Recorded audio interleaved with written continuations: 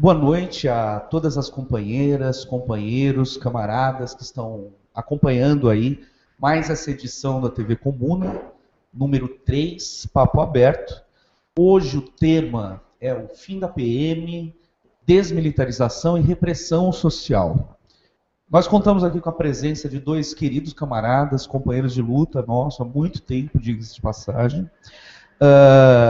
À minha esquerda, que é o centro, está o camarada Paulo Bonfim, que é militante da célula jurídica do PCB em São Paulo e advogado criminalista. À sua esquerda, né, Paulo, está o nosso camarada Giva, que faz parte do Comitê pela Desmilitarização da Polícia e da Política e também candidato a deputado federal pelo PSOL, um aliado nosso fundamental nos últimos períodos. Começando pelo Paulo, quer fazer alguma saudação, Paulo? Gostaria de agradecer a todo mundo pelo convite, obviamente. Beleza. Giva? Opa, queria primeiro agradecer o convite, né?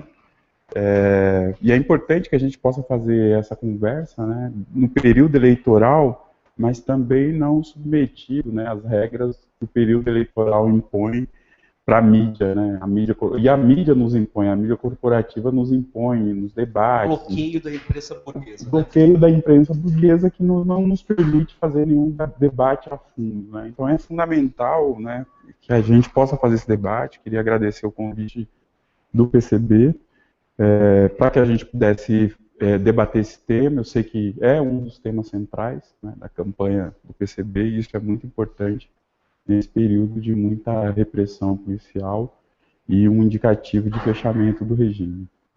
Bem, só relembrando, esse programa é para ser um papo tranquilo, informal, aberto, e se você quiser participar enviando sua opinião, sugestão, crítica ou pergunta, pode publicar no Facebook ou no Twitter com a hashtag TV Comuna, tudo junto, ou com a hashtag TV Comuna Papo Aberto, que nós estaremos repassando aqui as informações para os participantes dessa conversa e, na medida do possível, respondendo a cada uma das questões. Como que os camaradas enxergam essa questão de quando a gente defende a necessidade da desmilitarização da PM, ou o fim mesmo dessa corporação, parece uma coisa assim meio surreal, né? Seria meio que tirar uma coisa que não se muda, porque provavelmente em todo lugar é assim, pelo menos é isso que a gente tem visto muito na conversa com as pessoas. Como que vocês enxergam essa questão? Olha, Wagner, eu acho que segurança é unanimidade, todo mundo quer, né, de Mogadishu, na Somália, até o Jardim Paulista, né? Todos querem segurança. Agora, o discurso da segurança, eu acho que omite duas perguntas que são fundamentais, que é segurança para quem e segurança contra quem. Eu acho que são essas perguntas que devem tirar tanto a nossa análise da polícia, como a perspectiva da criação de uma nova polícia. Eu acho que a discussão da desmilitarização está inserida justamente nisso, porque nós sabemos muito bem, né, para quem que a polícia defende. E na tua atuação, Giva, como é que você tem visto esse diálogo com as pessoas acerca da desmilitarização, da existência de uma nova forma de segurança, que não seja lá a força de ocupação ou de uma corporação que tem como primeiro plano a aniquilação do seu oponente?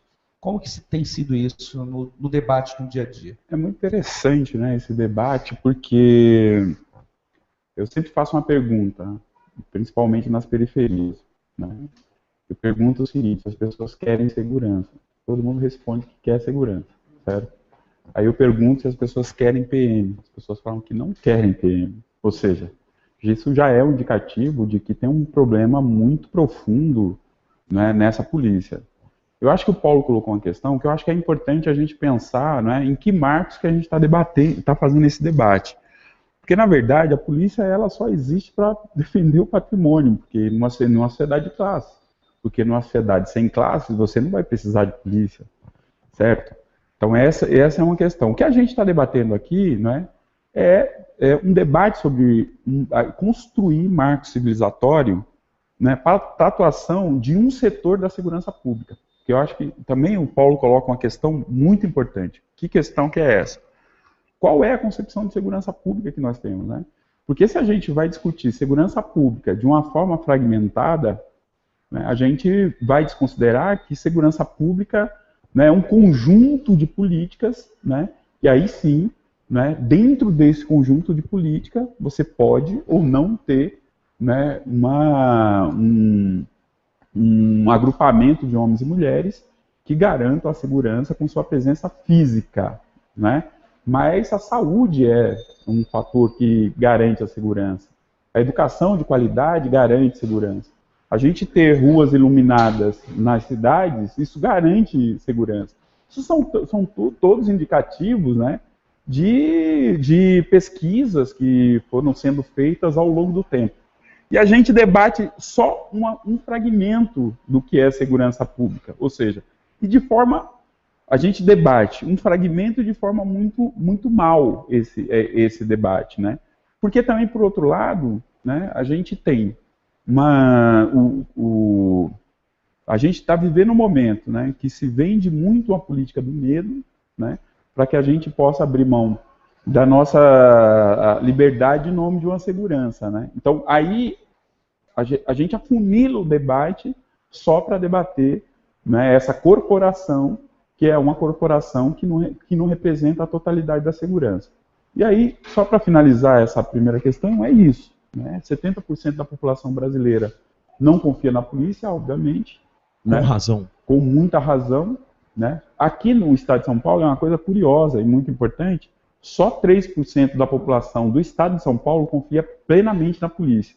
E um dado mais recente que saiu, cerca de 80% da população, ou mais de 80%, tem medo de ser preso porque teme ser torturado. Então, acho que são elementos demais para que a gente possa dizer que é fundamental que a gente possa pôr um fim nessa corporação que foi criada na ditadura militar. Ou seja, parece que a questão da segurança ela é abordada apenas pelo viés da repressão contra o crime, contra a criminalidade. Os partidos de direita tendem a colocar isso como se fosse a única solução possível. Aumentar a quantidade de policiais nas ruas, aumentar a quantidade e a qualidade dos equipamentos repressivos, mas isso não necessariamente atinge a raiz dos problemas da violência, da criminalidade. Mas, ao mesmo tempo, vende a ideia para os setores médios e para as elites, que são as pessoas que, digamos assim, têm maior preocupação em relação à defesa do seu patrimônio, vendendo a ideia de que, para resolver o problema da criminalidade, basta repressão, encarceramento, criminalização, e que aí as pessoas poderiam se sentir mais seguras. Mas é isso mesmo que é o elemento que é o fundamental em se tratando da violência e da segurança para a população? Eu acho que cabe notar que o encarceramento em massa, como nós vemos no Brasil, na verdade é um fator criminógeno.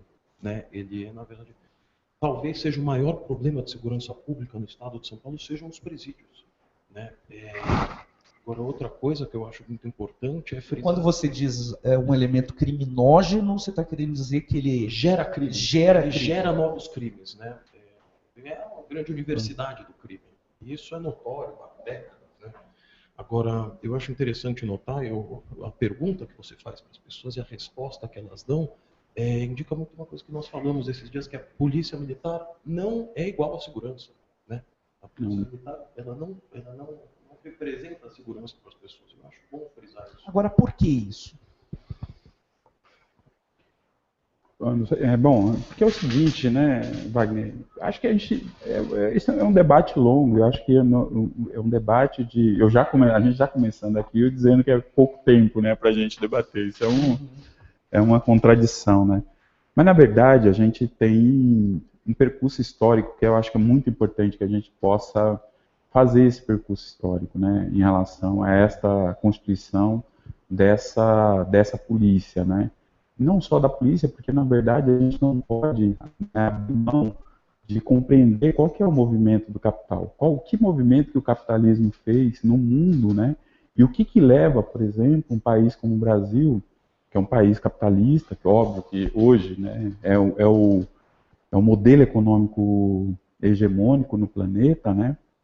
o sistema político que está aí, que a gente, durante muito tempo, né, na verdade, eu quero fazer um retorno aqui. Quando da Revolução Francesa, né, e a gente teve o golpe que a burguesia deu na classe trabalhadora, quando a classe trabalhadora se reconhece como classe em si e passa a fazer lutas, né, para superar esse projeto que vinha sendo implantado já no século XVIII, século XIX, que a gente conhecido o século XIX como o século das revoluções sem êxito, diga de passagem, para a classe trabalhadora. No século XX a gente entra com a revolução exitosa, que é a Revolução Russa, né? Que a gente faça revisões, que façam críticas, eu mesmo tenho críticas, né? A experiência que se desenvolveu lá no leste europeu, mas efetivamente a gente tinha um outro parâmetro de projeto societário. Então, a partir daí, eu acho que é importante a gente ter claro que o capitalismo ele passa a organizar a sua violência. O Estado capitalista passa a organizar a sua violência, principalmente, né, depois da Segunda Guerra Mundial. Porque da Segunda Guerra Mundial, né, na divisão da geopolítica, ou já na Segunda Guerra Mundial, né, a Rússia ganhou a Segunda Guerra Mundial. Todo mundo sabe disso. Quem entrou em Berlim foi o Exército Vermelho, efetivamente. O que os Estados Unidos fez com Hiroshima e Nagasaki foi apontar que não era possível nenhum avanço, porque a guerra tinha entrado em outro patamar tecnológico, né? Em 2 dias foram mais de 200 mil pessoas que morreram, né, naquela região. Isso é um crime, né, uma barbaridade sem limites, que ninguém discute muito isso. Mas, enfim, depois da Segunda Guerra Mundial, então, você tem, né, uma divisão da geopolítica e os países capitalistas, tendo os Estados Unidos como o país central do capital, começam a organizar a sua violência. A primeira organização é a própria OTAN, que está até hoje aí, que é a Organização do Tratado do Atlântico Norte, que passa, né, que a partir dos países de influência do capitalismo passam a organizar a Operação Gládio, que são os exércitos secretos, né? E os exércitos secretos eram para o quê? Para impedir o ascenso das lutas da classe trabalhadora, né? E todas as ações dos exércitos secretos foram atribuídos a grupos que defendiam a luta armada na Europa, os grupos de esquerda que defendiam a luta armada. Ou seja, a justificativa foram os movimentos que foram para a luta armada contra o sistema. Exato. E aí, o que tem de importante aí? Quem inicia, quem é terrorista é o Estado, porque o Estado já fazia isso. Porque se a gente pegar, né, o que o Estado fazia lá na década de 40, né, o Estado faz hoje, não tem muita diferença, né? Por exemplo, se a gente pegar o caso dos 2 militantes que foram presos, o Rafael e o Fábio, né, o que o Estado fez ali com aqueles meninos, né?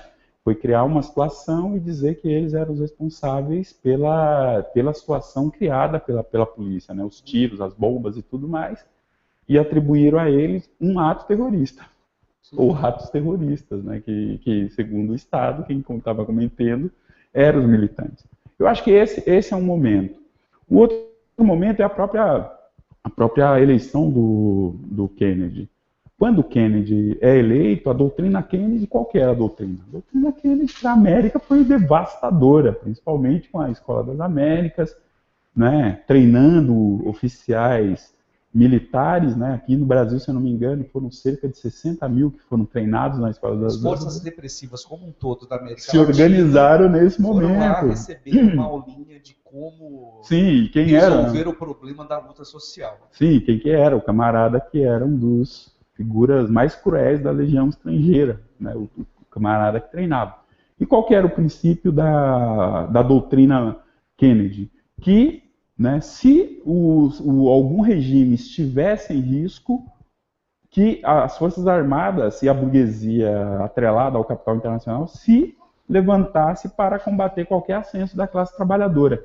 Eu acho que é aí que nós nos encontramos. Já em 63, o Kennedy queria dar o golpe, né? Queria dar o golpe de Estado no Brasil, né? Queria que tivesse o golpe. Não aconteceu em 63, Mas aconteceu em 64 o golpe, né? E óbvio que a gente foi tendo um agravamento do regime, em 68 agravou o regime com o AI-5, que é o ato institucional número 5, como os militares, né, governavam, e em 1969 você tem a polícia se transformando em braço auxiliar, né, do exército. Agora, a partir daí, então, a gente passa a ter um inimigo interno. Quer dizer, antes, né, já no golpe, né, a população passa a ser o inimigo interno e, né, logo a polícia, que deixa de ser força pública e passa a ser polícia militar, né, a polícia também adota a mesma doutrina que o exército. O contexto de surgimento da polícia militar está diretamente ligado ao período do regime ditatorial no Brasil, mas não em qualquer momento, no momento ali do ápice da violência e da repressão da ditadura, né? 69, 70, e o objetivo então dela era aniquilar, controlar as forças sociais que se colocassem em luta contra a ditadura, contra o sistema capitalista dentro da política da Guerra Fria. Sim, e agora que é interessante, né, em relação a isso, desculpa, Paulo, só para complementar esse primeiro momento do meu pensamento, o que é interessante? Quem que é o inimigo interno? Depois o Paulo vai poder nos ajudar muito com o código, com o direito penal do inimigo, essas coisas todas, né? Mas quem que é? Onde foi talhado, onde foi conceituado o inimigo interno? Na Alemanha nazista. E olha as contradições, porque quando são descobertos os exércitos secretos, a Operação Gládio, qual era a justificativa dos países da OTAN? Era que a necessidade dos exércitos secretos era para combater o regime fascista, nazista, porque o ascenso se deu exatamente porque os países não estavam preparados. Ou seja, né, então a gente traz o inimigo interno, que era esta conceituação feita pelo regime nazista, certo? Que era para aniquilar os ciganos, os socialistas, os comunistas, os anarquistas, os judeus, os LGBTs, negros, todos aqueles que eram contrários ou de alguma forma incomodavam o regime, né? Que os países capitalistas, e logo depois da Segunda Guerra Mundial, dizem que fizeram a Operação Gládio e os exércitos secretos exatamente para combater esse ascenso. E aí, aqui no Brasil, né, e nos países da América do Sul e América Latina que sofreram o golpe, eles passaram, então, a adotar, né, a doutrina do inimigo interno. Então, portanto, a política de segurança, a polícia militar, ela não é uma polícia de segurança, ela é uma polícia de guerra contra nós, contra a população brasileira. Me parece, então, que não é só a polícia militar, né? Qualquer polícia termina tendo esse papel de controle social no sentido de manter a estabilidade da ordem. Como a gente vive numa sociedade capitalista, obviamente manter os interesses dos proprietários dos meios de produção, dos grandes monopólios, e por mecanismos ideológicos vendendo isso para toda a sociedade, como se os interesses da elite fossem universais, né? Porque todos têm propriedades a serem defendidas, nem que seja apenas a sua força de trabalho ou o salário que ele recebe ao final do mês ao vender sua força de trabalho. Agora, me parece que a característica da polícia militar em específico, ela seria então um plus, né, em relação ao aspecto da repressão. Então, por exemplo, em qualquer incidência de um crime cometido por um policial militar, não é a justiça comum que vai julgar, ele não vai ser julgado como um cidadão comum, vai ser julgado pelo tribunal militar. Qualquer questão que se relacione a aumento da violência pela ação direta da polícia militar também tem sido tratado como algo que é justificável, como a gente tem aqui algumas matérias de jornal. Então, por exemplo, uma matéria de 2012 do Terra, exibido no portal Terra, diz que a PM do Rio de Janeiro e de São Paulo matam mais que países com pena de morte. Todos os países com pena de morte. Mais que todos os países com pena de morte. Ou seja, o recurso do militarismo da polícia, da militarização da polícia, como elemento de controle social, ela leva iminentemente a práticas de violência direta. Não estamos nem dizendo as formas de controle ideológicas, hegemônicas. Não, o negócio é na porrada mesmo, é na bala, é no cacetete. É isso mesmo? Eu acho que sim. E eu gostaria de fazer uma colocação, falando da história aqui, da repressão aos movimentos sociais no Brasil. Eu acho importante notar que a Delegacia de Ordem Política e Social da ditadura Vargas teve à frente dela famosíssimos nazistas, né? E que ela continuou durante a ditadura militar, e ela só mudou de nome, né? Essa delegacia ela continua, essa estrutura ainda existe. Quanto à polícia militar ser um plus nessa caçada, né, ao inimigo interno, eu acho que é um plus. Eu acho que hoje nós temos que tomar cuidado, porque a polícia militar, na verdade, onde antes ela deveria fazer um trabalho de policiamento ostensivo, né, agora ela está recebendo maciços investimentos em inteligência, né, muito maiores do que os repasses, por exemplo, da Polícia Civil, que, por outro lado, está sendo militarizada. Né? Então, as guardas civis, inclusive, né? Não só a Polícia Civil. Agora, em relação a isso, por exemplo, essa matéria aqui do Terra diz o seguinte: no primeiro semestre de 2011, 1 em cada 5 pessoas assassinadas na capital paulista foi morta pela PM. Ou nos chamados autos de resistência, ou morte após resistência física, agressiva contra a polícia. Acabar com a PM, desmilitarizar a PM, não vai resolver o problema da violência do Estado e do seu caráter de controle sobre os trabalhadores, as trabalhadoras. Mas o que melhoraria, Giva, nesse sentido? Eu queria dar um dado dos 6 primeiros meses do ano, que diminuiu o número de violência empregada pelo crime, né, diminuiu drasticamente, e aumentou 236% a violência, a letalidade policial. Eu estava olhando no site da Secretaria de Segurança Pública, eles tratam esse tipo de informação como informação positiva. O que significa que a polícia está atuando mais. Está atuando mais, né? Então, o crescimento desse índice é visto como um elemento positivo. Número de prisões, o número de detenções de qualquer tipo de crime, inclusive os autos de resistência, como um resultado da eficiência, da eficácia da polícia militar. Então, mas é isso, né? Aliás, tem operações aqui, uma operação aqui em São Paulo, que era a Operação Saturação, né?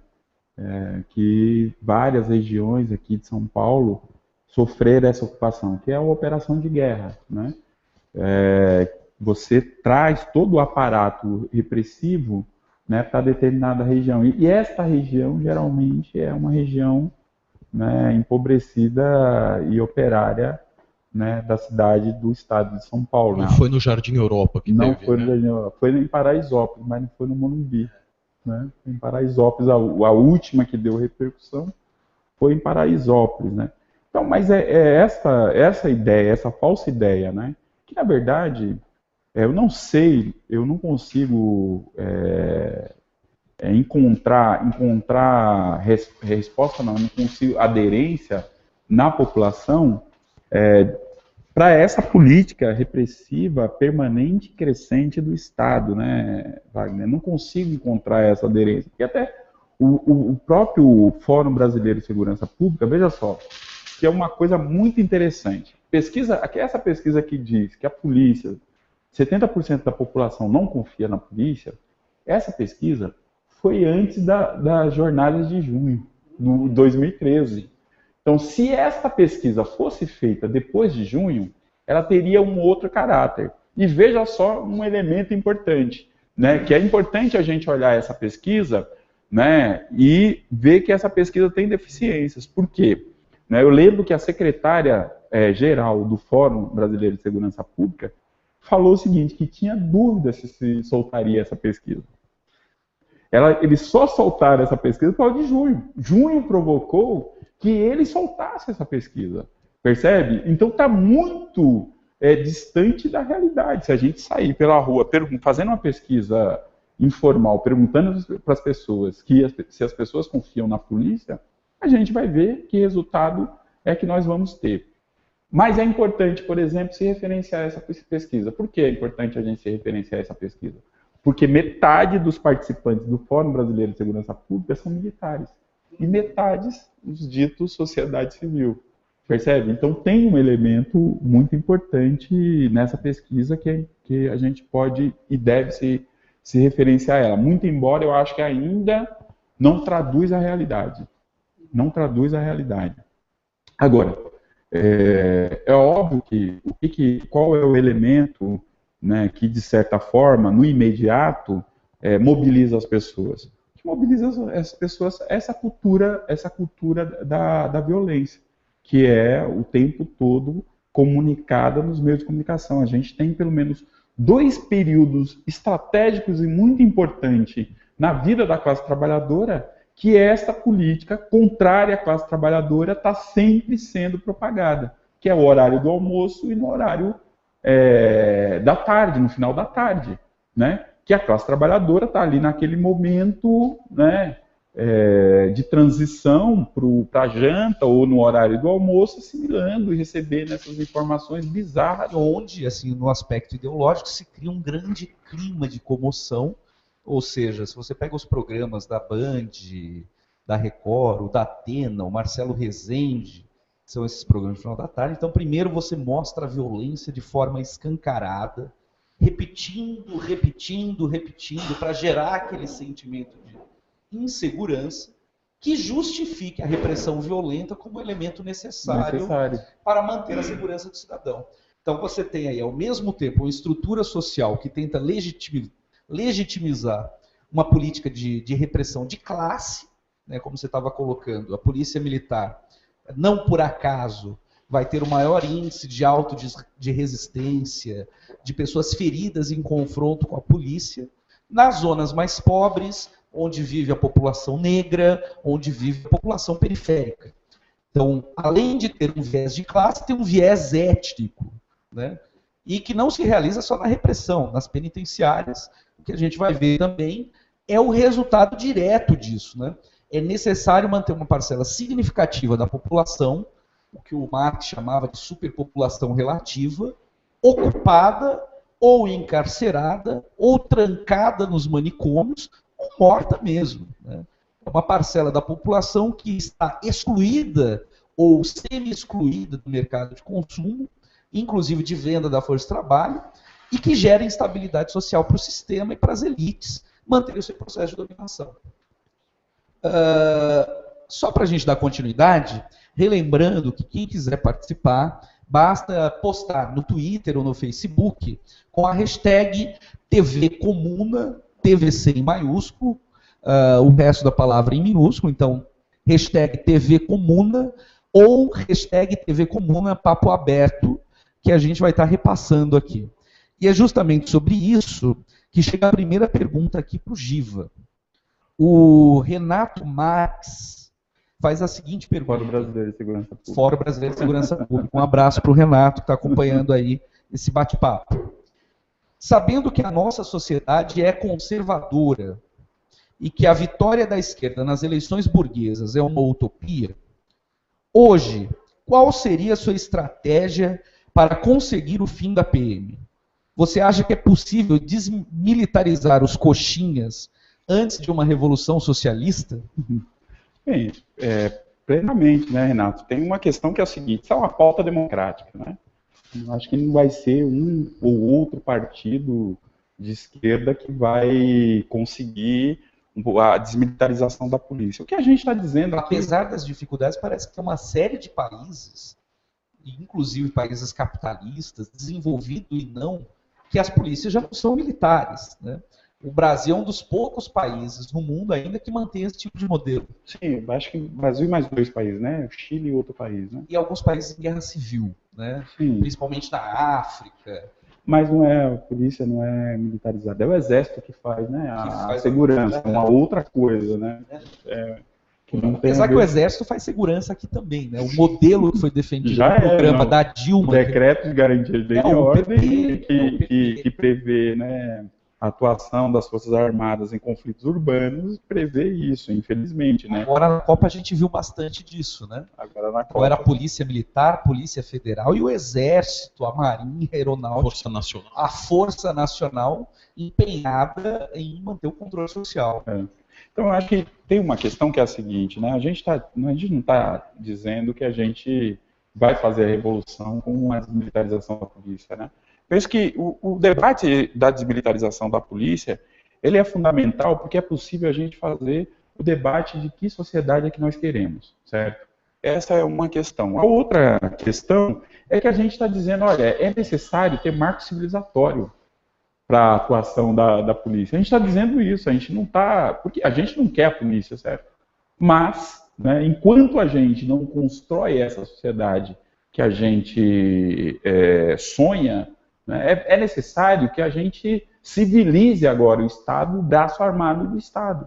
E aí, eu penso que é uma pauta, né, é uma bandeira que é fundamental para esse período. Por quê? Né? Porque todos os indicadores, se a gente mira o Rio de Janeiro, o que era o PP há 3, 4 anos atrás, e o que é o PP hoje? Ou seja, essa política repressiva, ela não representa os interesses do conjunto da população brasileira. Ela não representa, né? Então é necessário que, né, e não são grandes ações que precisam ser feitas. Primeiro, desvincular a polícia militar das Forças Armadas, do Exército. Primeira questão, né? Ou seja, você precisa seguir um outro regime, você precisa seguir o regime, né, dos servidores públicos. Segundo, a gente precisa acabar com as castas na polícia militar. Você não pode ter duas portas de entrada, né? Que o policial, na polícia, né? Que o policial, o praça tem uma porta e o oficial tem uma outra porta, né? Que acaba reproduzindo o que é a sociedade de classe, né, no Brasil. E, obviamente, quem acaba mais sofrendo, quem é? É o praça, né? Por quê? O regime disciplinar da polícia é o mesmo do Exército e a quebra de hierarquia é um crime gravíssimo. É um crime gravíssimo. Ou seja, né, este camarada, ele acaba, né, cometendo, né, crimes, né, porque este de cima está dizendo para ele que ele deve cometer crime. Portanto, romper com isso é fundamental. Garantir, né, que esse camarada possa se organizar, né, para que a legislação, né, brasileira possa ser respeitado, é fundamental. É fundamental que essas coisas mínimas aconteçam. No conjunto, é importante que a gente faça essas pequenas alterações, que não são grandes, não vai causar... Mas que não seriam pequenas, né? Que não vão provocar uma grande revolução nesse país. Muito pelo contrário, vai civilizar a polícia. Agora, é óbvio que nós consideramos que isso é insuficiente. É insuficiente por quê? Porque a gente tem um processo de militarização, né, do próprio Estado.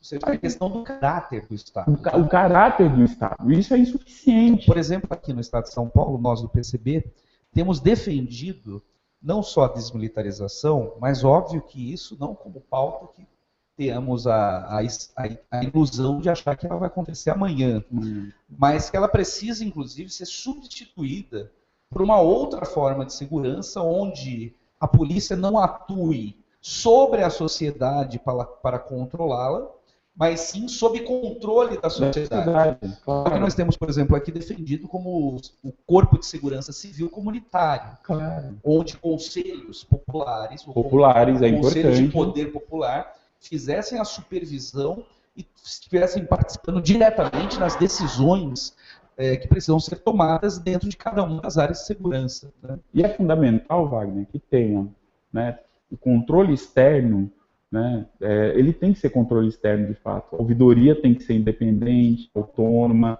né, e com recursos, né, para que ela possa atuar.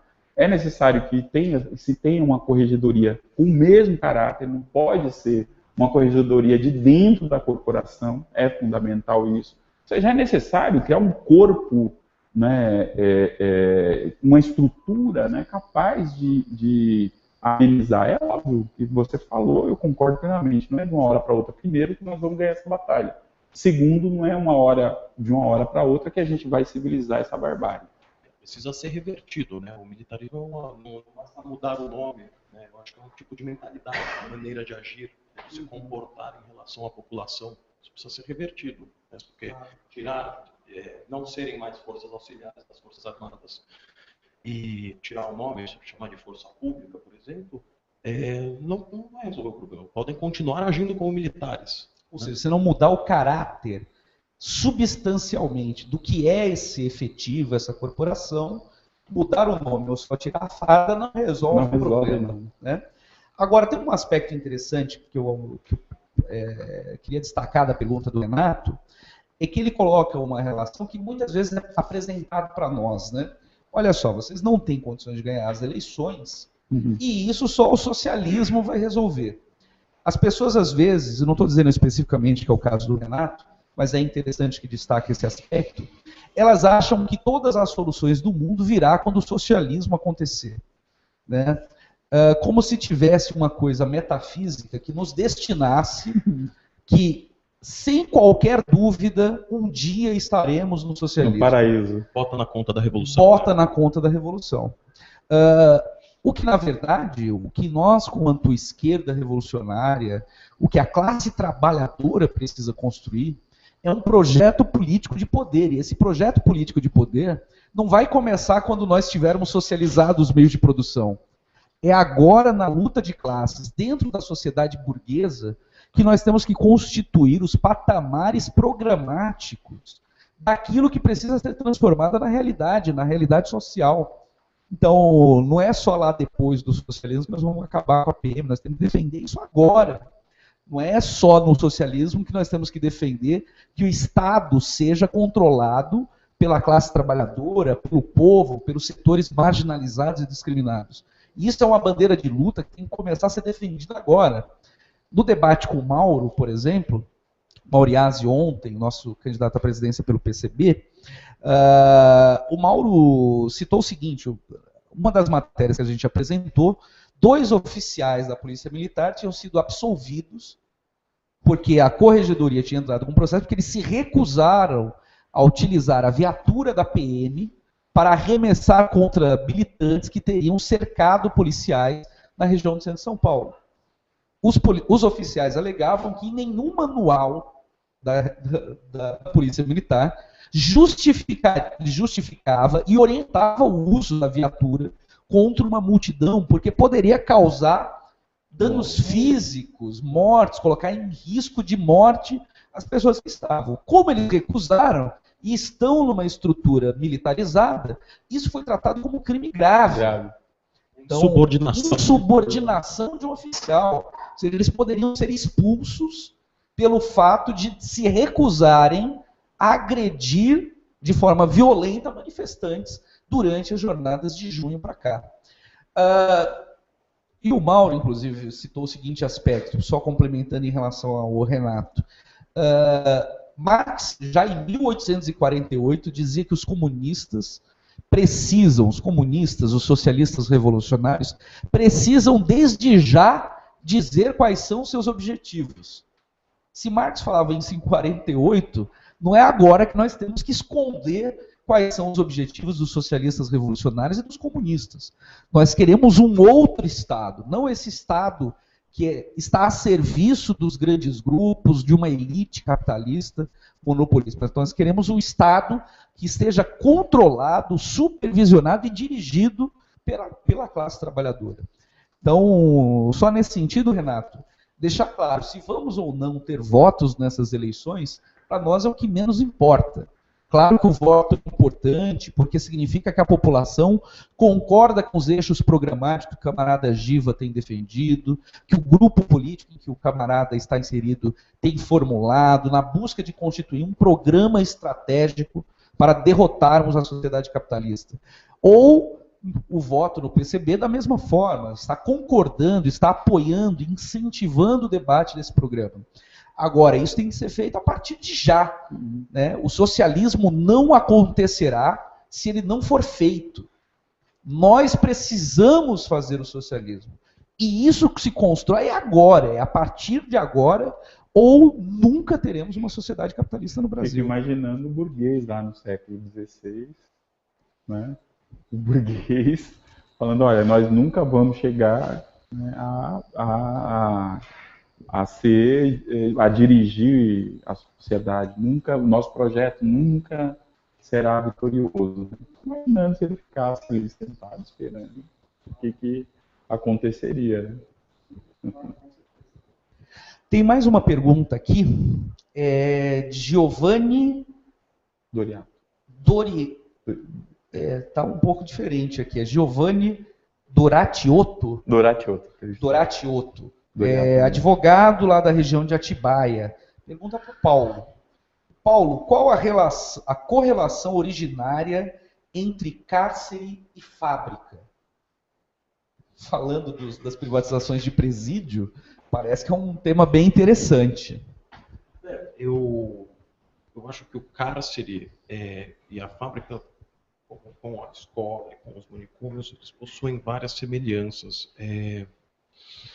Olha, a correlação originária, eu acho que eu estou tendo um pouquinho de dificuldade com esse termo, mas enfim. A fábrica, acho que é o seguinte, eu acho que são instrumentos de disciplina, tá certo? E a fábrica, acho que ela se parece muito mesmo com o presídio com a fábrica, com a escola. Estou falando longe do microfone, me desculpe. Olha, eu tendo a encarar os dois como mecanismos de, obviamente, a fábrica com suas peculiaridades, a prisão com outros, mas como mecanismos de controle. Uma coisa que eu vejo em comum em ambos é o público-alvo, né? As pessoas que estão na fábrica. São aqueles que não têm os meios de produção, só tem só força de trabalho, Exatamente. Ou trabalha para o capital, ou se for superpopulação relativa, exército e reserva, tem que se manter sob controle. Uns a lei basta, outros a violência, a internação, os mecanismos de deixá-los, digamos assim, inutilizados para qualquer processo de tentativa de transformação social. Mas se você me permite até dar um dado, no capítulo 24 do tomo 1 do Capital, o Marx vai falar sobre a acumulação primitiva de capitais. E uma coisa que foi fundamental para desenvolvimento do capitalismo na Europa era que você precisava de uma massa muito grande de pessoas que estivessem livres da relação com os meios de produção. Então, a expropriação dos camponeses era fundamental para criar uma massa de gente que pudesse ser impulsionada, obrigada a vender sua força de trabalho. E o Marx vai ter alguns trechos desse capítulo que ele vai citar quais foram os métodos jurídicos que se utilizaram para obrigar essas pessoas a venderem sua força de trabalho. Então era muito comum que as pessoas fossem encarceradas por leis de vagabundagem. No Brasil até pouco tempo. E, na verdade, ainda hoje, quando você é abordado pela polícia militar, o cara pergunta, você faz o quê? Eu sou desempregado. Desempregado, seu vagabundo? Sua vagabunda. Né? Existe essa cultura que não nasceu de agora. Isso está lá no início da sociedade capitalista, com marco jurídico determinando isso. Por exemplo, essas pessoas que eram encarceradas por vagabundagem, no caso da Inglaterra, era comum que se queimassem uma das suas orelhas para saber que ele já foi preso por vagabundagem uma vez. Se fosse preso uma segunda, ele seria enforcado. Então, o termo orelha seca que se utiliza quando pega um peão de obra, o cara que é o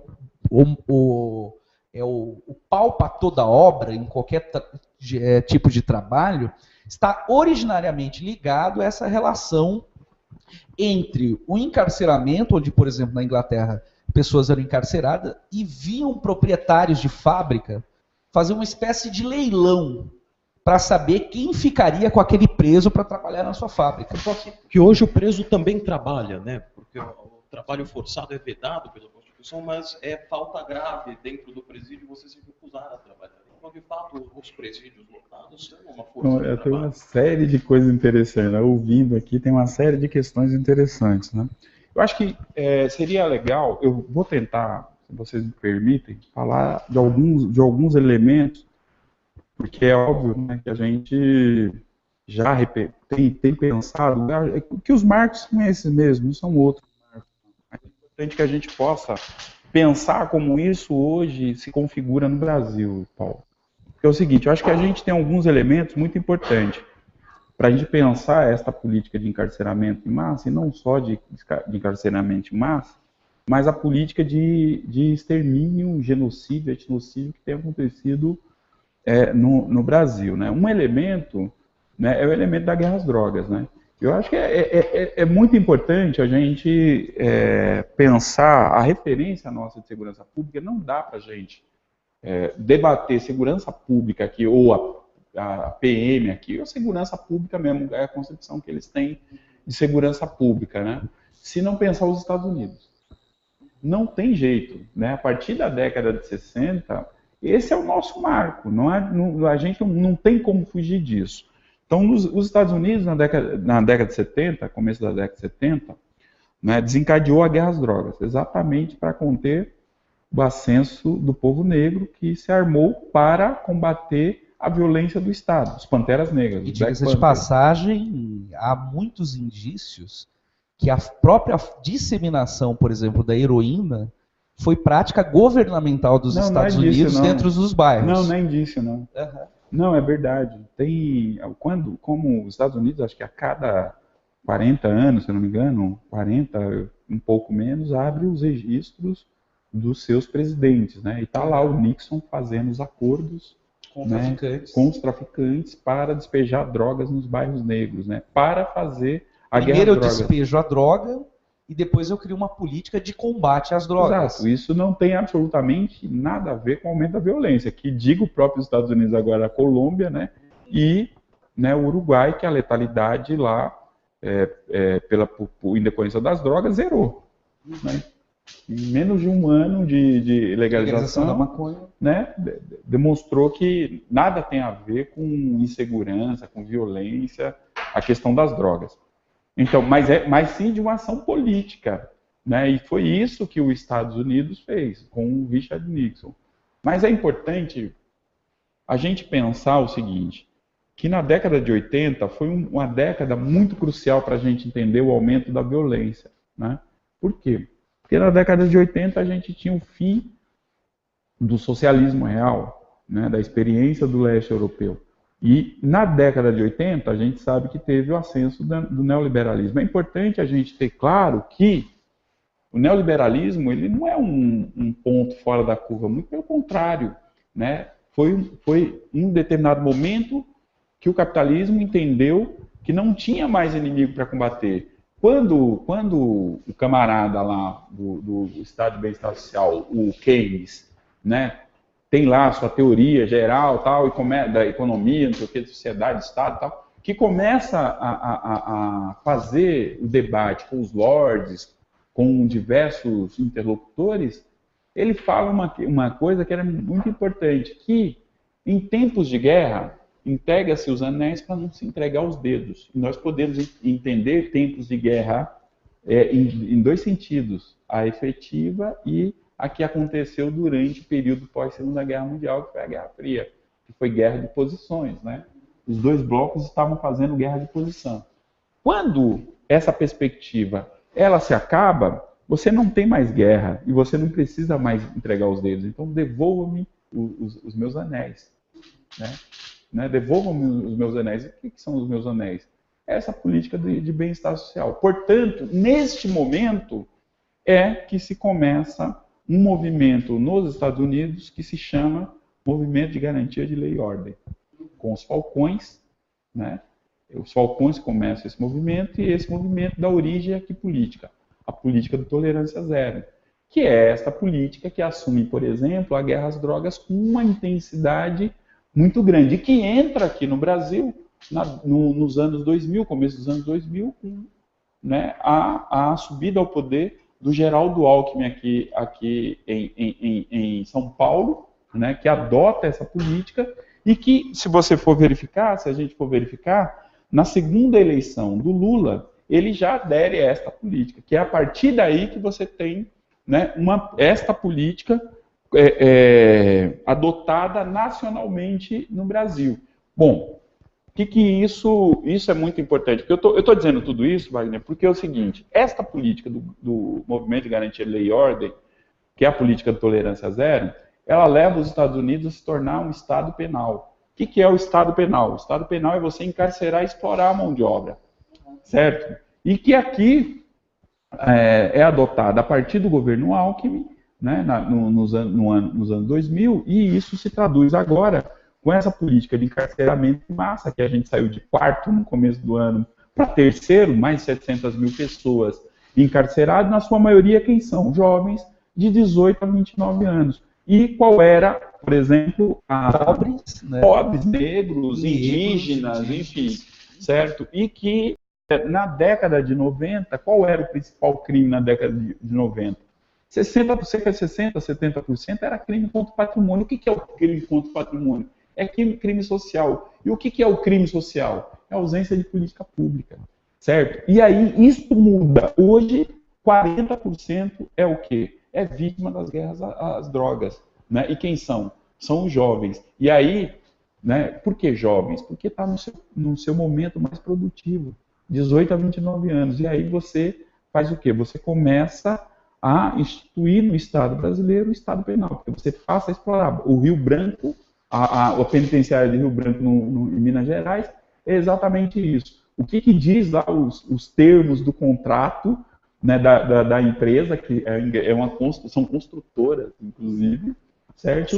Assustador. O que diz os termos do contrato? Diz o seguinte, que o Estado de Minas Gerais tem que manter 90% da população carcerária e tem que chegar a 100%. Ou seja, tem que produzir criminoso. Tem que produzir criminoso. Índice de ocupação de fábrica. Que é a mesma coisa, percebe? Eu tenho umas coisas bizarras, eu dou umas olhadas aqui nesses cadernos de economia, e eles estão discutindo muito o encarceramento. Eu vi duas matérias que me assustou. Uma matéria foi o seguinte, no caderno de economia, né? É inadmissível que a Bolsa de Valores do Brasil tenha menos investidor do que os encarcerados do Brasil. A segunda matéria, né? Um camarada dizendo e se orgulhando de dizer o seguinte, que no setor dele, né, daquele produto que ele produz, ele ganha com o encarcerado 230 e tantas vezes mais do que as empresas que não estão nos cárceres, que desenvolvem seu produto nas prisões. Então isso é assustador. Ou seja, é assustador. Eu acho que vale a pena dar uma olhada no gráfico da taxa de encarceramento nos Estados Unidos e ver o pico que deu quando começaram a privatizar os presídios, né? Ou seja, assim que virou mercadoria, você prende mais. Isso é visível. E aí tem dois fatores. O crime social, ele está diretamente relacionado à ausência de políticas públicas, mas as políticas públicas são mediações de uma questão de fundo, que é a brutal desigualdade econômica que é produzida num país capitalista desenvolvido. Claro. Durante muito tempo, os economistas liberais, os sociólogos conservadores ou reformistas diziam que o problema da miserabilidade do povo brasileiro, da gritante e absurda distribuição de renda, era por ausência de desenvolvimento capitalista. Portanto, era um problema do atraso do Brasil, dos estados, e que, portanto, para resolver esse problema da desigualdade, você precisava desenvolver o país, ou seja, desenvolver o capitalismo. A Folha de São Paulo divulgou um dado que, no final dos anos 90, de cada R$100 de renda, R$12 ficavam na mão de 1% mais rico da população brasileira. O dado que eles divulgaram agora, no ano passado, apontava para dos mesmos R$100, agora R$20 sozinho ficam na mão de 1% da população. Quem são os verdadeiros ladrões?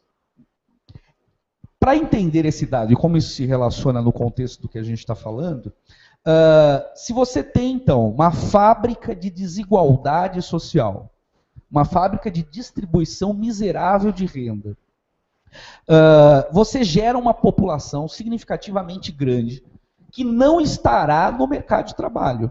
Ou estará na informalidade. Ou estará na informalidade em outras formas. Uma parcela significativa dessa superpopulação relativa, ela acabará buscando formas alternativas de sobrevivência por meio do que a gente conhece como crime social, né? Para conter a instabilidade que essa parcela significativa da superpopulação relativa tensiona e faz parte, como a gente estava falando antes, uma parte vai ser encarcerada, uma outra parte vai ser internada nos manicômios e hospícios, e uma parcela significativa vai para o cemitério mesmo. É assim que o sistema capitalista historicamente tratou com a superpopulação relativa. Porém, com o desenvolvimento capitalista, qualquer espaço onde você tem um conjunto de pessoas submetido a um controle extremamente eficaz, como no caso dos presídios, das pessoas que estão presas, você pode se utilizar dessa parcela da população como um mecanismo de redução dos salários daqueles que estão considerados livres. Sim. Então, por meio da privatização de presídios, não é o interesse da recuperação da pessoa que cometeu um crime que está em jogo. Está o quanto isso pode ou não colaborar na recomposição orgânica do capital. Ou seja, como que o capital pode aumentar os seus lucros, reduzindo, por exemplo, os custos com força de trabalho, com mão de obra. Então, por exemplo, o equivalente de salário que os presos recebem, além das possíveis miseráveis redução de dias de pena, ela está diretamente relacionada com o tensionamento dos industriais, do sistema bancário, em relação aos salários daqueles que não estão detidos. Só para falar da renda, é um terço do salário mínimo que o encarcerado... A Constituição diz que ninguém no país deve receber menos que o salário mínimo. Você imagina que eu estava, Wagner, um dia lá na Zona Leste, falando disso, falando de encarceramento em massa e tal, né? E eu estava com um grupo de jovens ali, era a cidade de Tiradentes, cidade de Coab 2, né? E estava falando exatamente disso. Aí um jovem levantou a mão e disse: olha, Giba, eu queria dizer um negócio para você. Eu estava preso e carregava cimento, carregava das 8 da manhã às 8 da noite. E eu recebia R$80.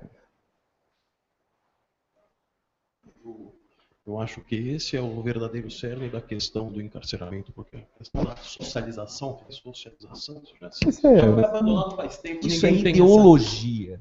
Isso é ideologia. A rigor, eu preciso manter gente presa para não me causar problemas na sociedade burguesa. Se eu puder utilizar isso ainda para aumentar a lucratividade dos capitalistas, melhor ainda. E aí vem as propostas de ajustes, né? O Estado de São Paulo tem feito inúmeros processos de concessão de prisões em parcerias público-privadas, como maneira de garantir os lucros dos proprietários das empresas e, obviamente, manter ocupado uma parcela significativa da superpopulação relativa. Ou seja, voltando ao tema original, né?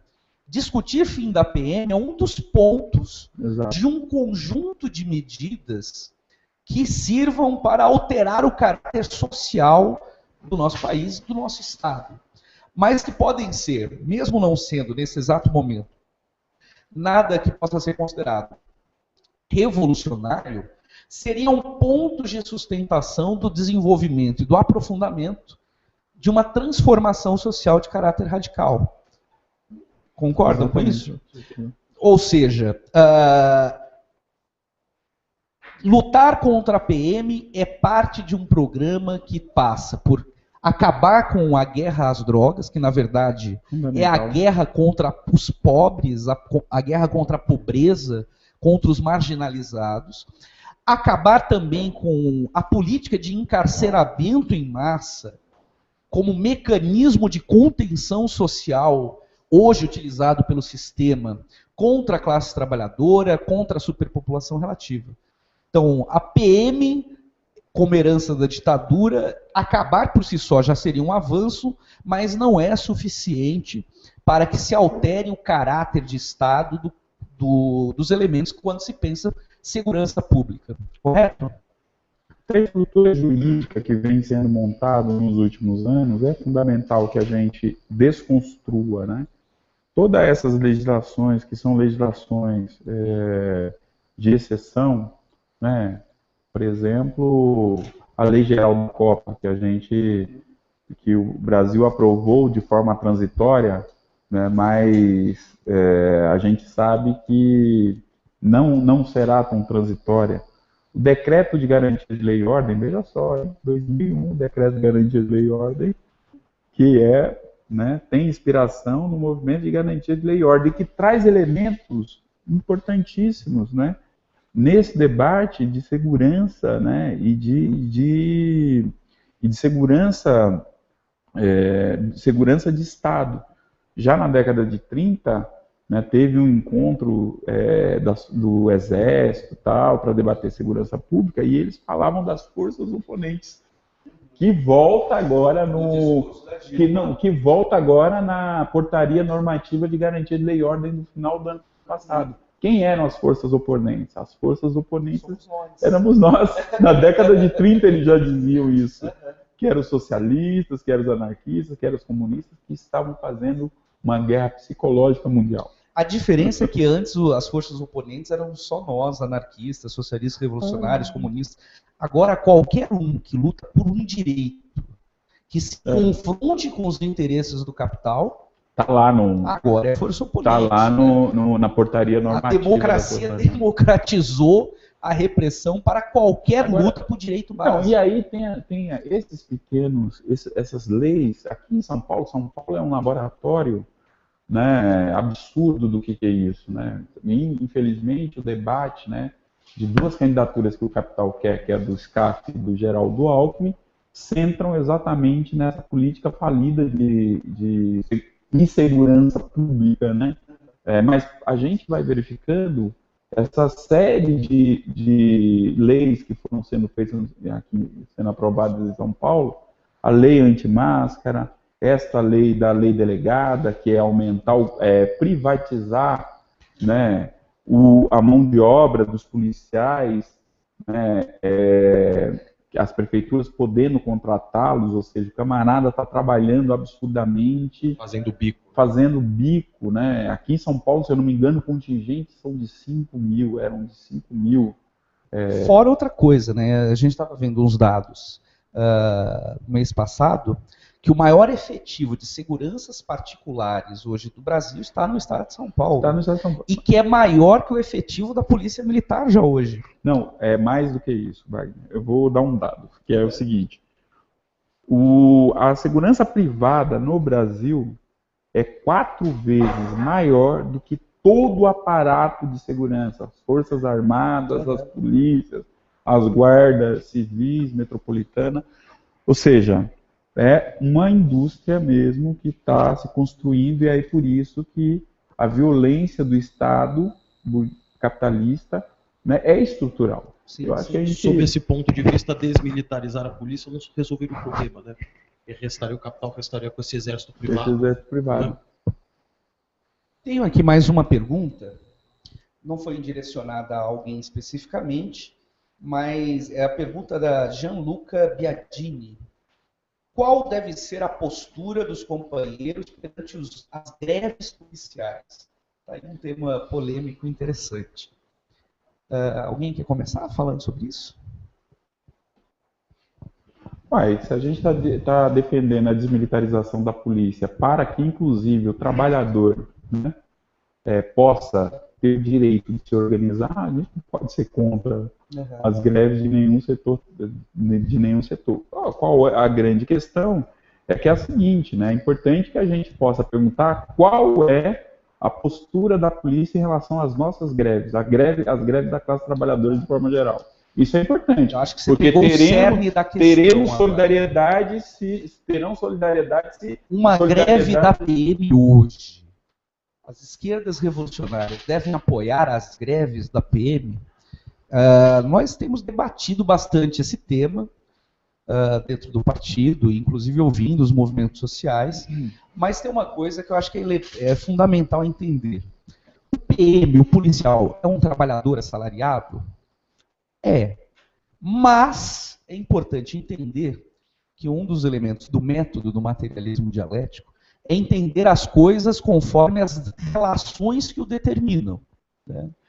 Hoje, o policial militar, assalariado do Estado, quando ele se confronta com o movimento dos trabalhadores organizados que lutam por moradia, por universidade, naquele momento, ele não é mais um trabalhador. Ele se converteu num aparelho repressivo. Ele é membro partícipe do aparelho repressivo. Ele está, e a sua ação está motivada e direcionada para manter a ordem social da propriedade privada do sistema capitalista. Então, eu particularmente tenho defendido que nós não temos que fornecer solidariedade a um aparelho repressivo que pertence a um Estado que tem certas características. O nosso Estado é o Estado da elite burguesa do país. O que não significa que o policial em si é que é o grande inimigo, né? O policial em si é também uma vítima dessa estrutura. A gente fala que a violência da polícia militar não é só a violência da polícia militar contra a sociedade. Ela é a violência da formação do policial. O primeiro a ser violentado no seu processo de formação é o policial, o cabo, né? Ou seja, o praça, de forma geral, ele vai ter como processo de formação dentro da corporação da Polícia Militar um processo que tende a buscar desumanizá-lo para ser um instrumento capaz de violentar a sociedade quando necessário. Então, o caso dos dois oficiais que se recusaram, isso é um absurdo para a estrutura da Polícia Militar.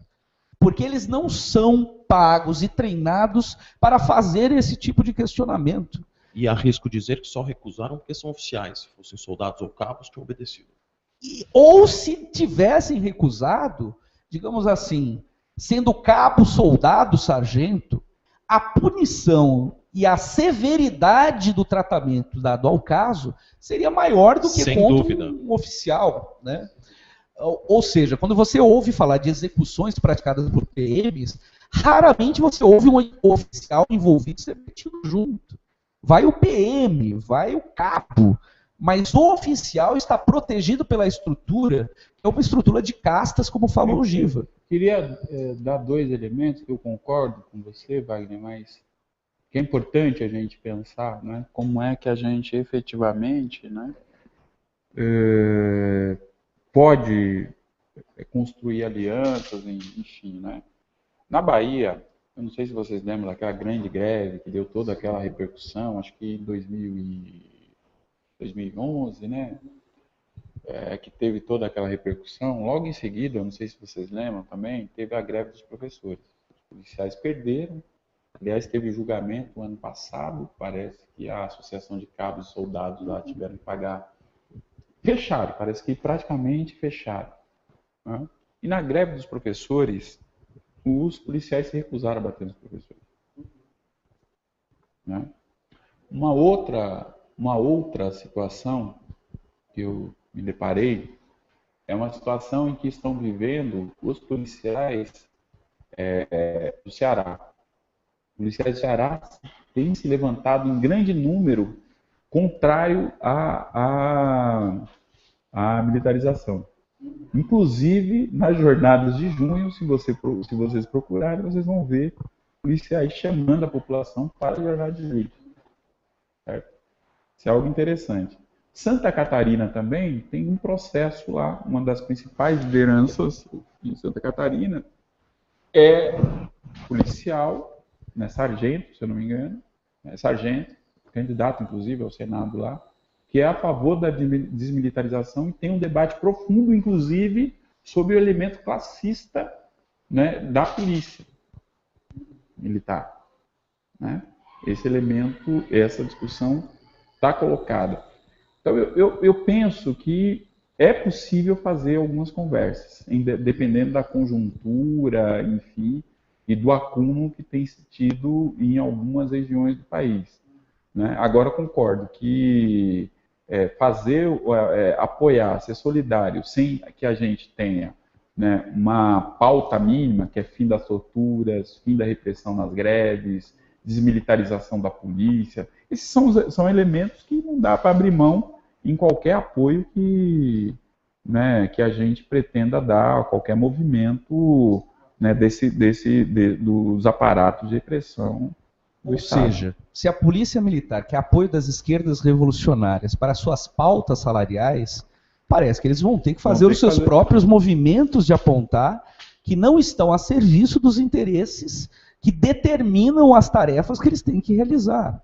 Então, essa coisa não dá para ser unilateral. Não pode não parar de perseguir a militância, né? Claro. Então, por exemplo, quer ser tratado como trabalhador, haja como trabalhador. Exatamente. Enquanto agir como porrete dos nossos inimigos de classe, é impossível se ter solidariedade com esses setores. Né? Lutar por melhores condições de trabalho para a tropa de choque é lutar por melhores condições de trabalho para ele rachar no meu crânio. Né? Exatamente. E por mais que eu tente dialetizar sobre isso, tem um elemento objetivo.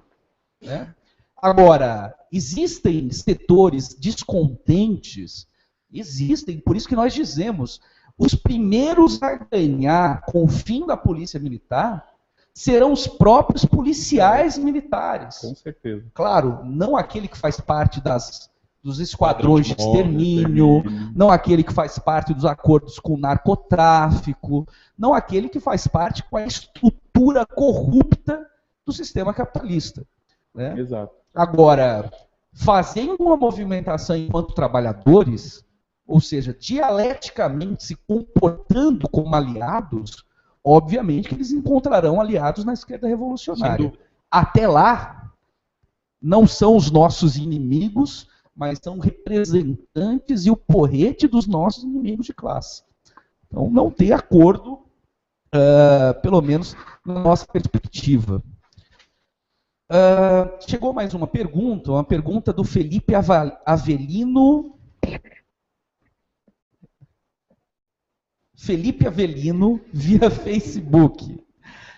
Pedir para os nossos camaradas escrever em letra de forma que fica mais fácil da gente entender. A polícia americana está cada vez mais militarizada, é verdade, sendo usada como mão armada para a chacina do povo negro americano. A nossa, que já é assim, como será revertido isso se em outros países já não fazem disso, já não há, o quê? Se outros países já agem dessa forma sem ser militarizado? É a pergunta do Felipe. Eu acho que a situação dos Estados Unidos é uma situação um pouco peculiar, porque é uma polícia. A situação dos Estados Unidos é peculiar porque é uma polícia civil que está se militarizando por causa da guerra ao terror. Né? Então você tem situações esdrúxulas em que cidadezinhas com poucos milhares de habitantes recebem verbas, compram drones, carro blindado. Então, e essa discussão já tem uma discussão sobre isso lá. Tem um grupo lá chamado Fuck You Police. Mas eu acho que isso me preocupa também. Né? Eu penso nisso porque se os Estados Unidos, que é infelizmente olhado como grande exemplo, e que sabemos que é um exemplo de respeito a direitos humanos, nada, está se militarizando, isso há impactos na militarização da polícia brasileira, que a polícia civil está se militarizando também. Né? Então, eu acho muito complicado. Agora, veja só, a guerra ao terror também, para a gente não cair nessa ilusão. O grande inimigo dos Estados Unidos não são os talibãs, não são o Estado Islâmico, até porque eles foram produzidos pelos próprios Estados Unidos. Mas veja só, tem uma questão que eu acho que é uma questão importante. Né? A reação lá não é qualquer reação. Aqui no Brasil, a gente não tem uma reação naquela monta que tem que ter nos Mas Estados é Unidos. aí onde eu ia entrar no elemento. E essa não o verdadeiro inimigo dos Estados Unidos ou da elite norte-americana é o crescimento do sentimento de descontentamento com o regime, com o sistema, que tem acontecido nas áreas mais pobres dos Estados Unidos. Essa política de militarização das polícias nos Estados Unidos está diretamente relacionado com a recessão de quase uma década que os Estados Unidos já passam, com o agravamento do processo econômico a partir da crise sistêmica que se inicia em 2008, e que faz com que, por exemplo, a economia norte-americana comece a perder protagonismo no cenário mundial. Então não é por acaso que ocorre esse processo de militarização. Polícia, seja ela militar ou civil, ela está a serviço de um Estado e da sua elite. Agora, a forma que ela age, a elite altera de acordo com as necessidades da luta de classe. Então, a guerra ao terror é o pretexto para intensificar-se o controle social sobre a classe trabalhadora norte-americana. Agora tem dois elementos, tem alguns elementos dos Estados Unidos e tem elementos aqui. Primeiro que a doutrina da guerra ao terror é do Bush pai e que o Bush filho constrói a guerra preventiva e permanente ao terror. Né? Era guerra ao terror e o filho vai e elabora essa outra doutrina. A outra questão é que é o seguinte, veja só, a polícia dos Estados Unidos é conhecida como uma polícia muito violenta. Né? Inclusive tem esse movimento, eles vieram em uma época aí e a gente conversou um pouco, tal, né? Mas mesmo assim, a polícia de São Paulo, ela sozinha, em um mesmo período, mata mais do que as 400 polícias dos Estados Unidos. Um outro elemento, nos Estados Unidos, né, a população tem como se defender da própria polícia e enfrenta a polícia. Né? Aqui não. E aí tem um elemento que é um elemento absolutamente perverso. Você está fazendo uma análise conjuntural, né, que eu acho que é importante, Wagner, mas eu estou trazendo para cá para que as pessoas possam entender o que é isso. Né? Aqui no Brasil, a gente não sabe qual é o número de mortos efetivamente pela polícia. 2013, o número de mortes no mapa da violência foi de 50 mil mortes. E o número apurado nas secretarias de segurança pública do Brasil foram 49 mil mortes. O mapa da violência fez uma correção que levou a 57 mil mortes, ou seja, mais de 7 mil mortes a mais. Por quê? A metodologia utilizada, né, para o levantamento das secretarias eram os registros na secretaria. O do mapa da violência não é esse, é o DataSUS, que é muito mais fiel. Agora, veja, nem isto ainda garante que esse número está correto, porque o número de pessoas desaparecidas no Brasil é um número muito grande. Só nas regiões de UPP, que teve uma redução de mortes, né? Mas na mesma proporção teve um aumento dos sumiços, por isso a campanha do Amarildo, ou seja, que é em torno de 5 mil pessoas por ano. Né? Então é uma coisa absurda o número da letalidade, o número de mortes no Brasil. Só para a gente ter uma ideia, e eu fechar essa minha fala, a ONU considera que um país em estado de guerra são 20 mil mortes por ano. A gente está matando 57 mil ou mais, a gente não tem ideia de quantos são. Ano por ano é mais do que a Guerra Civil Síria. Não, a gente está matando mais do que 12 países em guerra no mundo. Isso não é pouca coisa. Veja só, é óbvio que a gente tem que olhar para os Estados Unidos e dizer, tem um processo de militarização, certo? E é óbvio que a luta de classe está se acirrando lá, né? Mas aqui, a coisa é muito mais grave. É por isso que eu tenho insistido nisso, né, que a gente está discutindo o mínimo, a gente está discutindo alguns marcos civilizatórios. Alguns marcos civilizatórios. Porque a população brasileira está totalmente à mercê dessa política de insegurança pública, né, que tem duas alternativas. Ou é a prisão ou é o caixão. É esta alternativa que tem sido apresentada para a classe trabalhadora. A polícia militar, além de não resolver o problema da criminalidade, tratando de forma muito clara e objetiva, ela é parte significativa da violência Sim, parte social. significativa. Ou seja, com ou sem revolução agora, o fim dessa corporação salvaria milhares de pessoas nas periferias da população negra dos processos de extermínio étnico-social. O Paulo colocou algumas questões importantes aqui, né? Por exemplo, o que é esta polícia que é a militar? Ela é uma polícia preventiva e ostensiva, né? E se você, por exemplo, você ter a presença do camarada sem que ele tenha ação violenta, isto já garante a redução da violência. Ou seja, você não combate violência com violência, você combate violência com inteligência. É uma outra história. Nós recebemos um convite que no momento que a gente recebeu, a gente ficou até surpreso, né? E ficamos assim preocupados com o que nós vamos fazer lá, né? A gente recebeu um convite do Sindicato dos Delegados da Polícia Civil do Estado de São Paulo para apresentar nossas propostas sobre a segurança e ouvir as sugestões dos delegados da Polícia Civil acerca da questão da segurança pública. Chegamos lá achando que ia encontrar um pessoal reacionário, conservador. Mas ficamos surpreendidos, né? Praticamente 70% a 80% das pautas que nós defendemos, eles tinham acordo. Inclusive, apontaram vários elementos de denúncias, por exemplo, o quadro que a Polícia Civil tinha no Estado de São Paulo em meados dos anos 90, acabou. Ele é deficitário hoje em relação àquele quadro.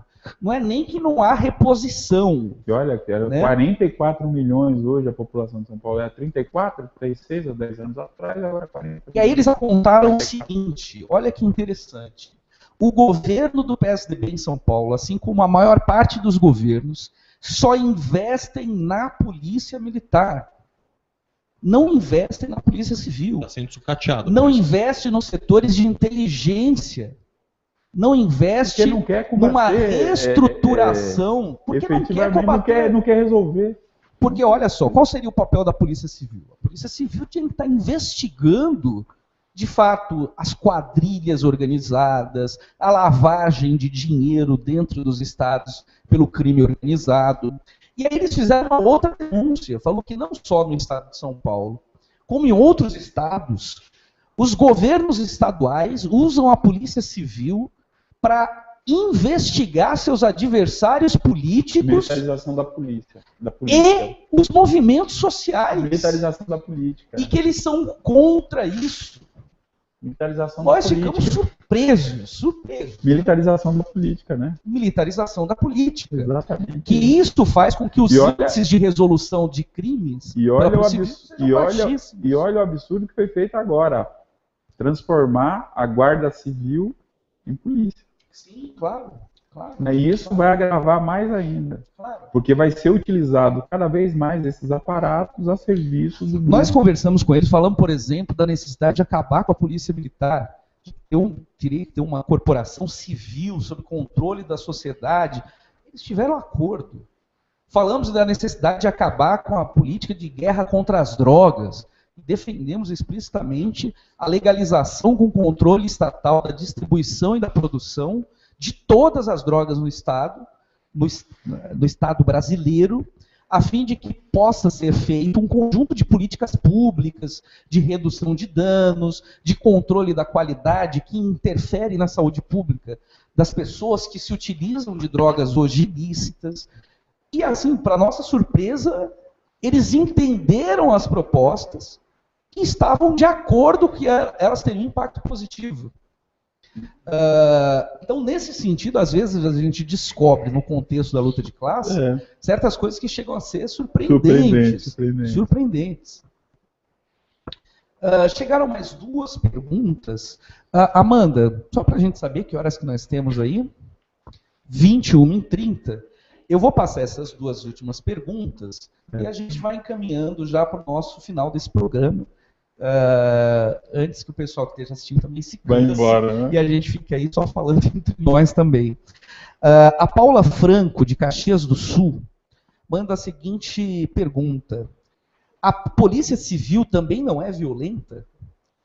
Até GCM, às vezes, acha que é coxinha e comete abusos. Como combater essa lógica de violência que extrapola a PM? Isso é uma pergunta excelente. A segunda pergunta veio do Lucas Pilares, o Lucas lá do Mato Grosso, camarada nosso. Um grande abraço aí para o Lucas, militante antifascista e comunista revolucionário. Lucas Pilares. De onde? Do Facebook, ele é do Mato Grosso. Do Mato Grosso. Foram mortos alguns militantes. Assim. Isso. Com o avanço da reação e descenso da classe trabalhadora, quais seriam as táticas mais acertadas que a esquerda revolucionária teria que implementar para criar uma correlação de forças mais favorável? É uma pergunta bem mais complexa. Algum de vocês querem começar? A primeira é da polícia. Eu acho que a gente não está aqui, de forma alguma, defendendo qualquer aparato de repressão do Estado. Eu lembro o seguinte, que depois da jornada de junho eu fui convidado para participar de uma reunião também com os 20 delegados. Né? E eles, obviamente, apresentando vários avanços, várias proposituras mais avançadas do que a PM. E eu disse para eles naquela ocasião, falei o seguinte, olha, vocês só estão conversando aqui com a gente por causa das jornadas, e porque vocês estão num processo de muita fragilidade, né? Então, eu entendo o seguinte, tem alguns elementos. Primeiro, a polícia civil é uma polícia violenta, a gente não pode esquecer do Fleury, a gente não pode esquecer do Felinto Milha, que quem estruturou a polícia política no Brasil, o Fleury, o Paranhos, né? Nós não podemos esquecer, né, quem foi que constituiu os grupos de extermínio no Brasil, que foi a Escuderie Lecoq, que foi a partir da morte daquele policial no Rio de Janeiro, que se constituiu esse grupo de extermínio no Rio, em Espírito Santo, Minas Gerais, São Paulo, que, né, enraizou-se no Estado e cometia, né, abusos tremendos. O que a gente está dizendo aqui é que, né, é necessário que a gente tenha um outro tipo de constituição jurídica, né, e para que a gente possa minimamente civilizar. Penso que no último período, né, principalmente pós-Constituição, a Polícia Civil, né, ela tem adotado uma outra postura muito diferente do que era no passado. Principalmente porque, né, é servidor público, principalmente porque não tem nenhum status especial, ou seja, em cometendo crime, né, é responsabilizada civilmente pelos seus atos, né, e que é possível, né,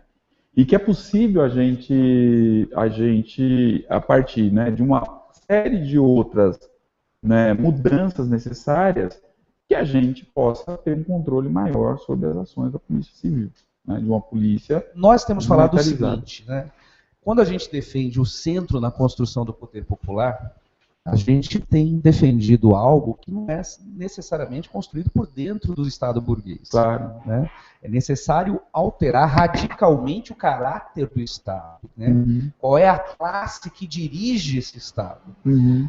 E é óbvio que a Polícia Civil, como você bem disse, é um aparato repressivo que tem que seguir um código, um conjunto de normas e leis estabelecidas no Código Penal, na Constituição, que tem como pressuposto a proteção da propriedade privada, do patrimônio, anteriormente mesmo que a proteção da vida das pessoas. Né?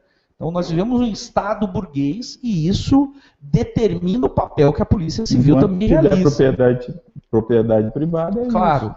Agora, por exemplo, nós temos defendido que mesmo agora, inclusive como aspecto de luta contra-hegemônica, é necessário defender uma reestruturação da Polícia Civil. Primeiro, abolindo o uso político da Polícia Civil nos processos de investigação. Isso, para nós, já seria um grande salto de qualidade. Que os adversários políticos não sejam objeto de estudo e investigação da Polícia Civil. Foi a Polícia Civil que fez toda aquela ação contra o Fábio e o Rafael. Claro, claro.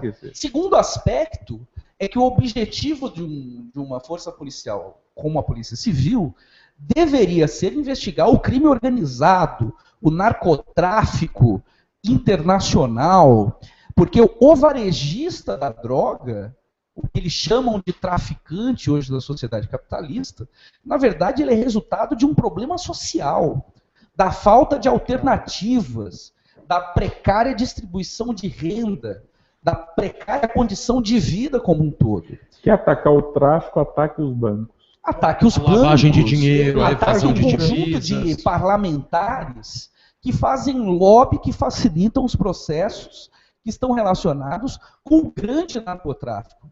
Ou seja, se já conseguíssemos fazer com que a Polícia Civil, através dos setores de inteligência, tirasse o foco dos movimentos sociais, só lembrando que agora as perguntas já tem que estar... já estamos já no finalzinho. Que isso alterasse esse foco, nós teríamos já resultados significativos, não somente na possibilidade de execução das lutas dos movimentos sociais em busca de direitos, sem o patrulhamento e o monitoramento constante, como nós sabemos que tem ocorrido via redes sociais, grampos legais e alguns apontamentos que dizem que muitos, inclusive, ilegais, como forma de monitoramento e controle social. Se me permite uma colocação, Wagner, eu acho que assim, violências e abusos sempre existem, sempre existirão, mas a polícia militar em si me preocupa muito mais, até pelo caráter ostensivo que ela tem, né? Ela tem mais homens, ela passa o dia na rua. Então, assim, o problema é muito mais preocupante. Eu acho que é mais fácil, talvez, lidar com a polícia civil, por ela ser civil, por ter menos pessoas, né? Mas aí eu acho que é independente. Tem uma coisa que é o seguinte, né? É interessante o juramento da polícia civil e militar, né? A polícia militar jura respeitar a hierarquia. A polícia civil jura respeitar a Constituição. Interessante isso. Já tem uma diferença. Tem uma diferença muito grande aí, né? Para nós ainda não suficiente. Não suficiente, claro. Mas é diferente. Mas é civilizatório. É possível. O Lucas tinha perguntado, então, como alterar essa correlação de forças. Só lembrando que a partir de agora a gente não vai estar mais recebendo perguntas. Se chegarem alguma, a gente vai passar para quem foi encaminhado, o Giva, o Paulo, a mim mesmo, e a gente responde depois via redes sociais. Então, repetindo a do Luca, com o avanço da reação e descenso da classe trabalhadora, quais seriam as táticas mais acertadas que a esquerda revolucionária deve implementar para criar uma correlação de forças mais favorável? Aproveito também para colocar mais uma pergunta que foi feita pelo Antônio Felipe, camarada de Araraquara. Como vocês analisam que ficará a segurança pública PM com a possível vitória da Marina Silva para presidente do país? Então, entrou no tema da Marina e da correlação de força das esquerdas. Peço para vocês, se tiverem interesse de comentar essas questões, já podem estar comentando e já encaminhando também as nossas considerações finais. Bom, eu acho que essa questão em relação ao que a esquerda deve fazer, eu acho que a gente não pode falar aqui, né?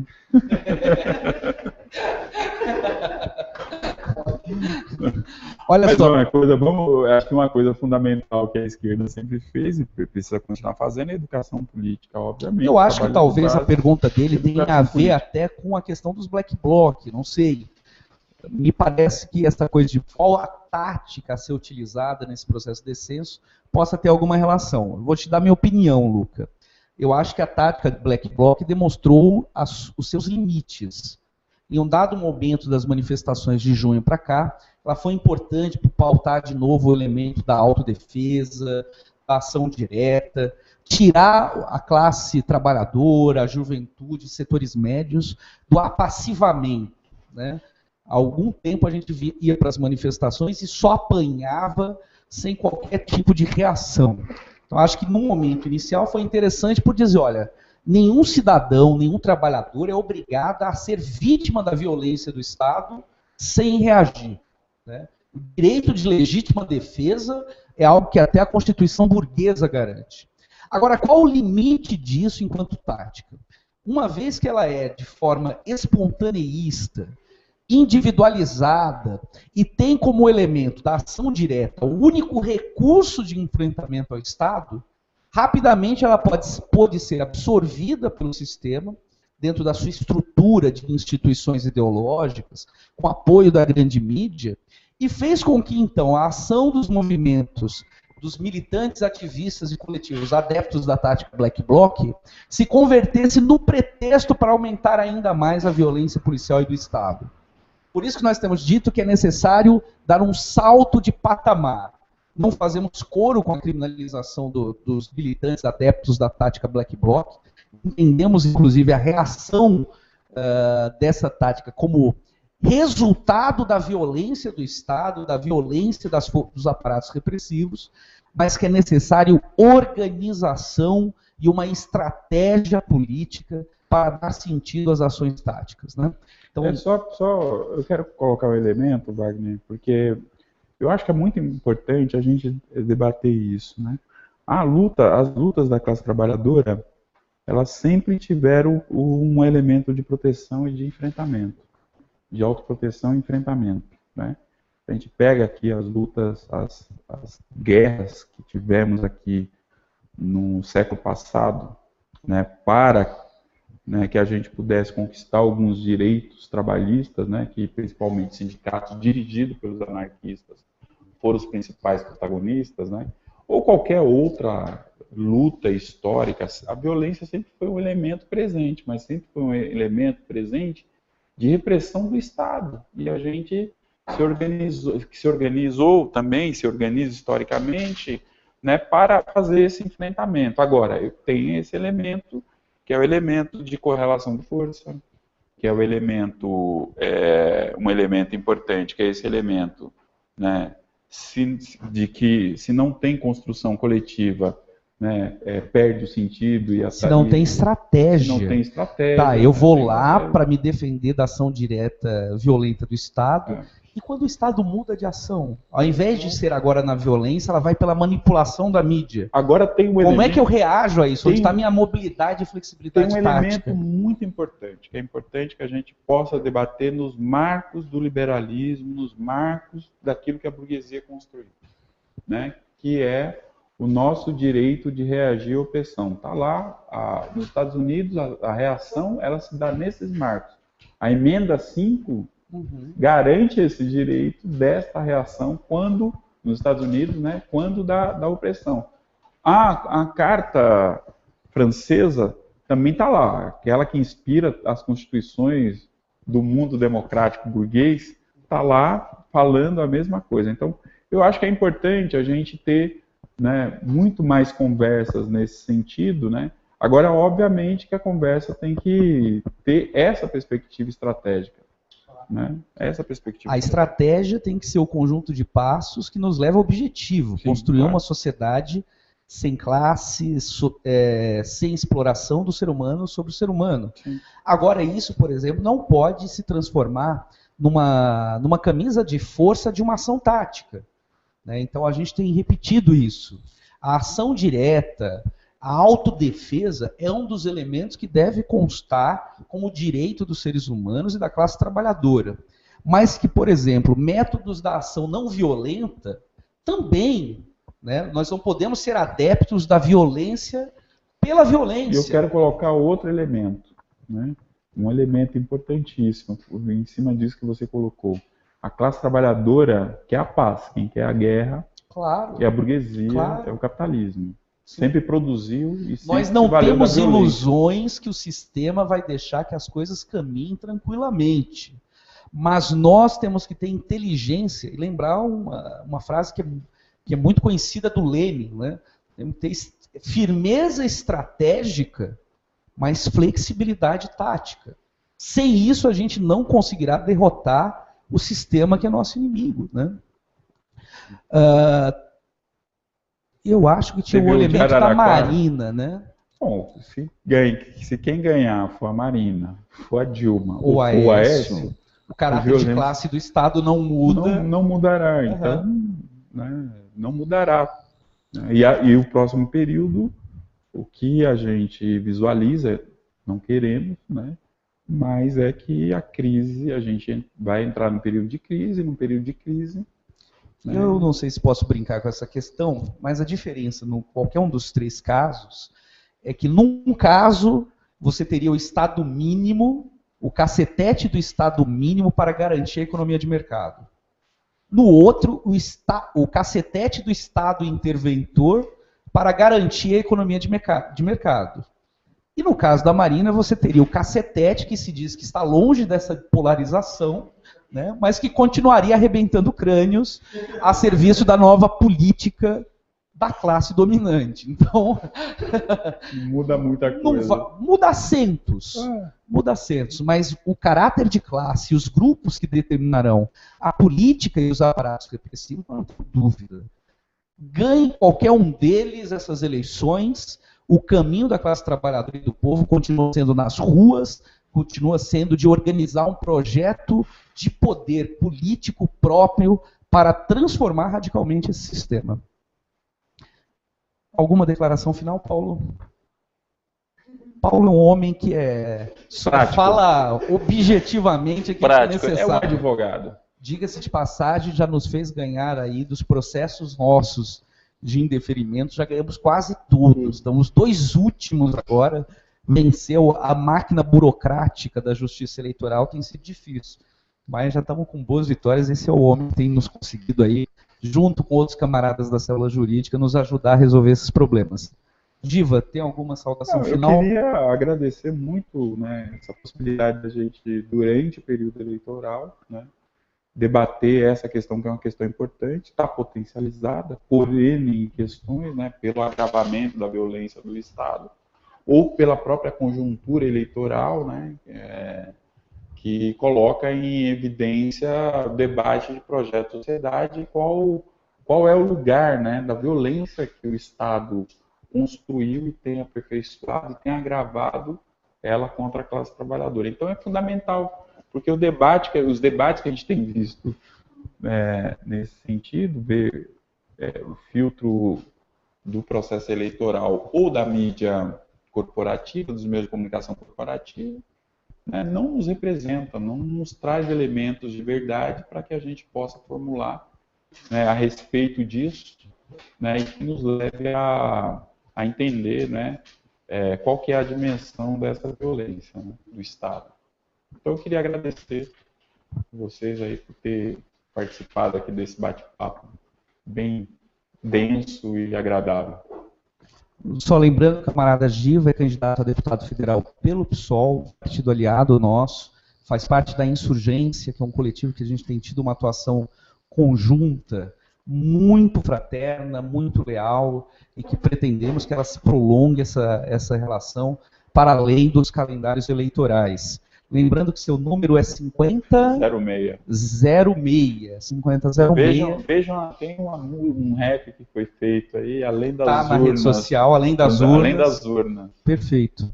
Então, em nome do PCB, em nome da TV Comuna, programa de bate-papo integrante do portal Rede Poder Popular, a gente agradece a cada um dos camaradas, das camaradas que acompanharam nossa transmissão, que mandaram perguntas. Lembrando que todas as quintas-feiras, às 20 horas, a gente vai ter sempre um tema a ser discutido aqui na TV Comuna que esteja relacionado com a luta de classes, com a reorganização da classe trabalhadora. Quinta-feira que vem nós vamos falar sobre a questão da greve dos metroviários. Teremos aqui um membro da diretoria do Sindicato dos Metroviários, o Alex, um dos 42 demitidos no processo de greve legítima dos trabalhadores do metrô, mas que foi reprimido violentamente, não só fisicamente, mas por processos criminais, né? Você falou de serem tratados como terrorista, uma das acusações contra o Alex é prática de terrorismo, né? Esse é o conceito do PSDB a respeito do direito de greve dos trabalhadores. Então, quinta-feira que vem, às 20 horas, nós estaremos aqui conversando com o camarada Alex, que é integrante também do PSOL, faz parte da corrente CST e é da diretoria dos metroviários. Um abraço a todas e todos, e mandando mais informações, a gente continua aí conversando pelas redes sociais. Um abraço.